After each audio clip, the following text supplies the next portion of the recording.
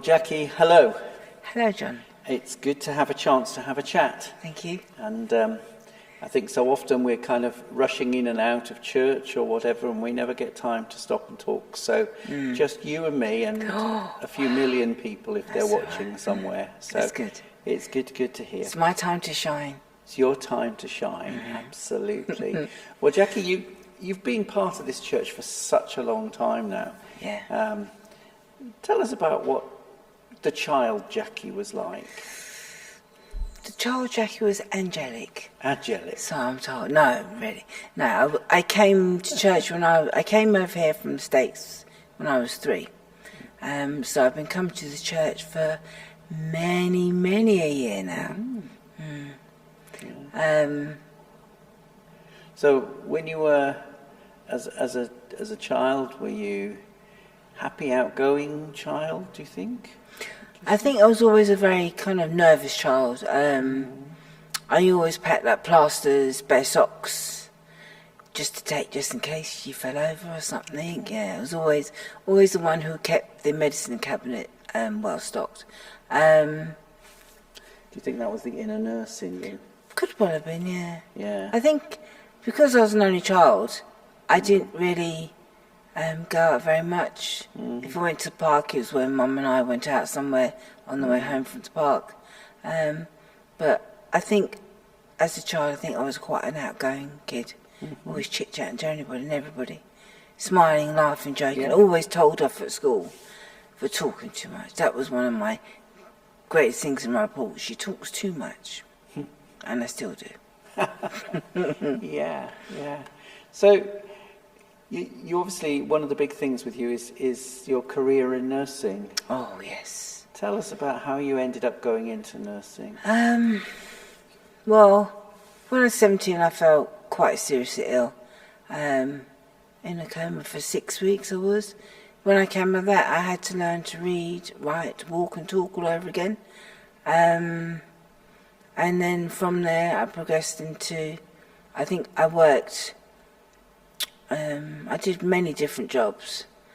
But finally, I think my third time in hospital, I decided that to give back to what the nurses give me. So I decided to go into nursing, which was a great thing. It wasn't just a job, it was a passion, it was a love. I went to work for fun. I enjoyed my job so much. It was hard, but I still loved it. And may I tell about an experience I had? I was in the car with Lauren. I just dropped Alex in nursery, and it's round about Christmas time. Because remember, we listened to Christmas tunes. All of a sudden, I heard this man's voice, and I'm thinking, what? And it was a soft, gentle voice. It still gives me goosebumps to talk about it today. And the voice was telling me I had to make you ill so you could realise your potential to care for people. And I'm like, I remember turning around to her and saying, "No, did you hear that?" Of course, I think she was about 6 at the time. No. But that still gives me chills down my spine. It speaks to you and reminds you of a sense of calling. Oh, most definitely. I mean, and you can imagine through my illness, I worked 19 years as a nurse. I started off in endoscopy, and then worked on the adult unit, and then finally, after I had Lauren, in 2003, I went to the stroke unit. Wonderful, absolutely wonderful. I love my stroke patients. Brilliant, yeah. And then unfortunately, I had to medically retire. So let's keep with your nursing for a little while before we talk about your illness. Yes. But as a nurse, I mean, it is. I guess it's one of the jobs that people always talk about, it being a vocation. How did you feel as a Christian that you were called to kind of how did nursing affect you as a Christian?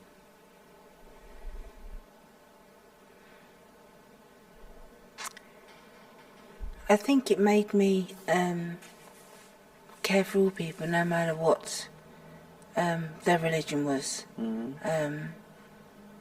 Just appreciate them for what they were. I mean, I've worked with many student nurses, and I'm thinking, where is your empathy there? I think you either have empathy, you can't produce empathy. You have to be born with empathy.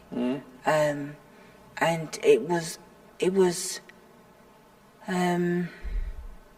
I speak to people on my religion. I never hid my religion. I was often told off for wearing my cross, which you're not allowed as the nurse to wear any kind of jewellery. But I always try to keep my cross underneath my uniform. That I wouldn't take off. And I had a little hand cross in my pocket, and I had a cross under my lapel. Shh, that's a big secret. But I won't tell if you do. But I mean, we had a couple of patients that I would ask for, did I know any Christian radio stations? To be truthful, I really didn't know much Christian radio stations at the time. And I would ask my friend, and he would find one for them. But I would sit and have conversations about God. And also I'd ask them, you know, they'd ask to pray for me. I said, would you like me to pray for you? Because as a nurse, you're not really supposed to do that. So it was kind of, it wasn't a secret that I was a Christian. No, everybody knew my faith was very strong. But I'd say I prayed with them if I was washing them, or if I was just sitting there and feeding them, I would talk to them about God. You know, lots of different questions come up, of course. But I think my faith helped me through a lot of hard situations that I witnessed, especially patients dying. You know, because my passion was palliative care. I love palliative care. I actually took a course in palliative care, and my whole thing was on spirituality, in helping the family come to terms with the patient dying, and also like if they were, for example, Sikh, Muslim, Christian, I would always find either imam or some spiritual leader to come and sit with them and pray with them, and that was my kind of thing. But spirituality was my whole feature of my palliative care. Yeah. That's interesting. And do you think that end of life care like that it's important that people have time to reflect, but more to the point, do you think people do want to find out more about God or whatever it is as they're approaching the end? Or do you think people are fixed in their ways and their views from your experience? It's a bit of half and half. Some are very fixed in their views, but also some really want you sometimes sit and read the Bible with them. You know, but it didn't happen very often. But there was a few that would ask you to read a passage from the Bible. But they all welcomed a religious leader to come and visit them, you know. And it wasn't it. See, spirituality just is not talking about the spirit. It's talking about the whole realm of your body. You know, caring for the patient. Not only that, it's caring for the relative, making sure they're happy, especially the patient's comfortable. That was my main thing, you know. And most people think end-of-life care very sad, but it's not. You can have a good death, you know, as long as you're pain-free and your family are happy around you. You can have a good death. I know not that many people like to speak about dying, but my children have always been taught about death from a very young age. That's why I was like keeping animals. Hamsters die, you tell them why they're dying, because they're now being called home. Fish die. My fish died quite a lot, actually. Yeah. I don't think I was a very good fish keeper. Yeah, that's possible. My mum was once sent out. I'd only learned this after she died, actually. That the goldfish had died, and she was too frightened to tell me, so she went out to the shop and she asked for that one, and she was very specific about the one, and I was fooled entirely. I didn't know that. maybe I'd have coped better if I'd have known that it See, that's the died. thing, you're very right, John. A lot of parents are very scared of, for example, your fish dying. They're very scared of involving children in dying. They don't like to discuss it, but I say I've always discussed dying with the kids. And the kids know this. When I'm dying, I've asked for 2 chocolate buttons to be placed in my mouth. I love chocolate buttons, so I thought, would I have a taste of chocolate in my mouth? Okay. Okay, we'll bear that in mind. Yeah, Don't forget, please. I'll try not to forget, chocolate buttons. Yes, only 2, yes. Just 2, you don't want to be greedy. No, just 2. You don't want to be I don't want greedy. to choke to death. No, I suppose not really. No, fair enough. Fair enough. So, coming back to church and faith, where is it? How did you find your own personal faith? I think my journey started the second time I was in hospital that I can remember. Was at Queen Square, and they had a chapel for us like most hospitals do. But I can remember once I was allowed to wander the halls as such. I used to go to the chapel for us, and they had beautiful stained glass windows. And I can remember looking at them and thinking, wow, these are absolutely beautiful. But then after that, I got better, and then kind of life overtook my journey. And when I finally came back to faith again, I was off ill from work. 2013. Reverend Emma, she had a Lent session at her home, and I was gone along with Mum there. And I found myself hungry, thirsting, wanting just to devour the Bible and know everything I possibly could. I'm still on that faith journey, of course. But, yes, that was when my faith really took hold. Yeah, really took hold then. And then, of course, you have a very serious illness. Tell us about that and how that affects you day to day, just physically as much as anything. Okay, well, you guys might not know, but I have MS, multiple sclerosis, which is an illness that can never ever be cured, and it deteriorates over time. It gets worse over time. It's affected me in so many ways. I used to ride my bike. Can't ride that anymore because I haven't got the power to push the pedals with my left leg. I have to walk now with a frame because I'm unbalanced to walk. Washing my hair can be a chore sometimes. Cooking can be a chore. Lifting up the heavy pots of water with the potatoes in it to pour. So I've always got to make sure somebody's in the house. I can't walk out into the garden on my own. I have to have somebody there with me in case I fall over. So it's and emotionally,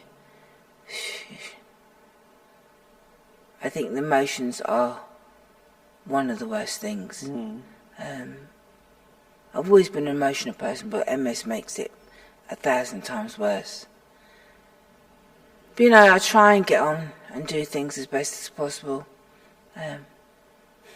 One of the things that always strikes me and has struck me since I've known you for a long time, since you first were diagnosed, or first time I knew you were diagnosed, that's possibly a while before I even knew, was how incredibly positive you are about things. Thank you.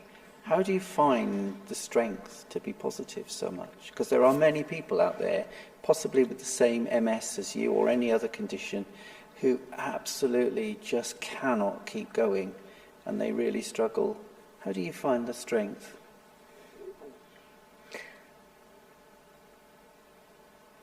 I think I just have I see things through rose-tinted glasses. I always try and find some beauty in something. I mean, of course I have my really bad days. Sure you do. where I can Yeah. sit and weep quite a lot and feel really down. But I've taken up to gardening now, and I love watching my flowers grow from little seeds. Yeah. And I think I've planted that, and it's growing. You know, I think, and I have 2 cats, mad as they are, especially the little one, Suki. But I look at them and I think, you know, you give me so much pleasure, but you also give me, you know, it can be a pain. But I try and just look at the beauty of life. But there's so many terrible things going on at the minute out there. But how do you, I mean, it is difficult, isn't it? It's difficult to balance that, if you like. But Yes. You're right. I think if you can focus on positive things, it can make a difference. I know of someone who once advised me and said, when you get to bed at night, you list a few good things Very true. in your day that Yes. have happened. It just kind of refocuses you, and particularly if it's been a bad day. Yeah. Where are the blessings hidden in there? Exactly, yeah. I think that's one thing we fall short on. We don't often count our blessings. We moan about everything, but we don't realise something good has happened that day. You know, I'm grateful for waking up every morning. I'm sure millions of others are. You know, I open my curtains, lift up my net curtain, look up and I feel, God, I'm looking good. Oh, look at my plants down there. You know,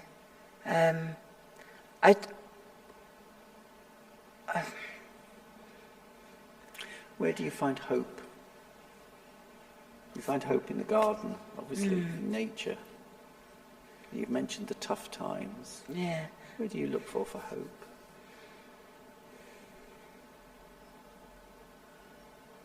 I think the Holy Spirit speaks to me quite a lot and makes me very happy to the point of tears.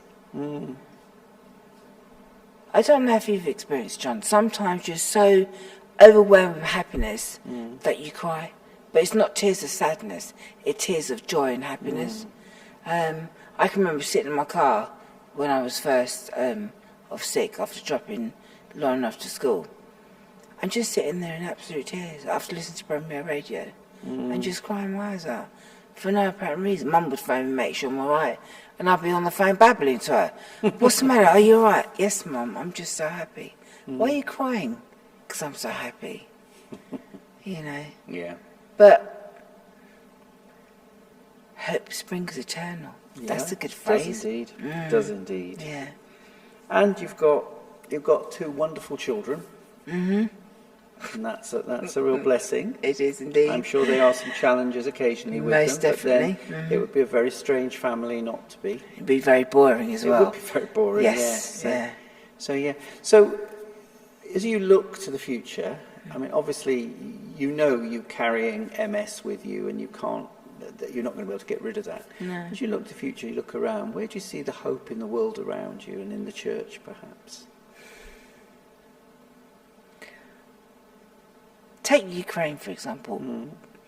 Most times you'll hear on the news that people are actually praying. And it's not just us praying for them, they're actually praying for themselves. I never knew Ukraine was actually a Christian country. I was quite shocked at that. But, ask me again. Where do you find hope for the future? But looking at little children. Yeah. Yes. I think, there goes my future. Look at that. They're the future of the world. You know, I look around and there's so much to be positive about. But there's also so much to be not hopeful about. But if you don't focus on the positive side and hope, because I think everybody needs to hope. You know, hope you're going to wake up tomorrow morning, especially for me. Hope I'm not going to fall over when I'm running through the front door. But you don't need to run through the front door because whoever it is will have to wait.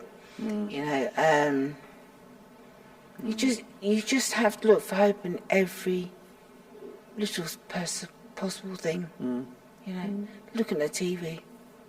Hopeful. Looking for a new series to come on? Hopeful. No. But the church, I mean, the greatest thing I struggled about during lockdown was communion. To me, communion is the pinnacle of my faith. I miss that so badly. Why do you think that is?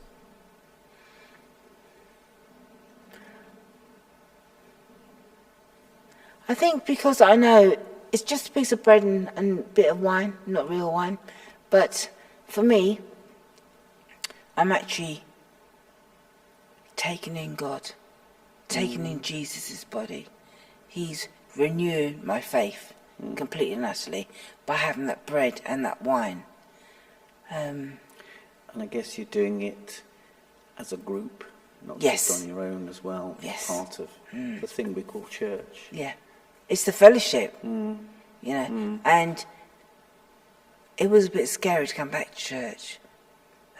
Even though all the safe measures were in, it still was a bit scary. Yeah, but I mean, some days I can't get out to church, some Sundays. I wish I'd come more often, but you know, with MS she sometimes can't do nothing. Some days you can, some days you can't. Exactly. Bit like everybody else, I suppose, really, in a way. Some days you're feeling really good. But church is community, and hopefully we'll get back to the numbers I could be used to 2 years ago. Yeah, but it's interesting because we have numbers that come online. I know. And we have numbers in person. Isn't it fantastic? And it's good. So you can watch a service at Yes. home. And it's not just our own community we're reaching, our own church members. It's other people in the broader aspect of things, isn't it? I think it's wonderful being online. I do enjoy it, yes. That's good. So, one last question. What do you think the resurrection means to you? What does the resurrection mean to you? We're in the Easter season. Yeah. It basically tells you that Jesus is alive and he is with us. Waiting for him to come back, though. But he's alive and with us. He is indeed, you know. And as we all say, he is risen indeed. And to me, that is the whole thing. That Jesus didn't die, he came back, and he's waiting to come back again, the last final time. Yeah. Well, thank you, Jackie, for your time, your honesty, your openness. We've touched on some very personal and in some ways painful things that affect many people, and let's hope and pray that what you've said helps others in their journey and deal with some of their issues. Yeah, thank you. You're welcome. Thank you for having me. Thank you.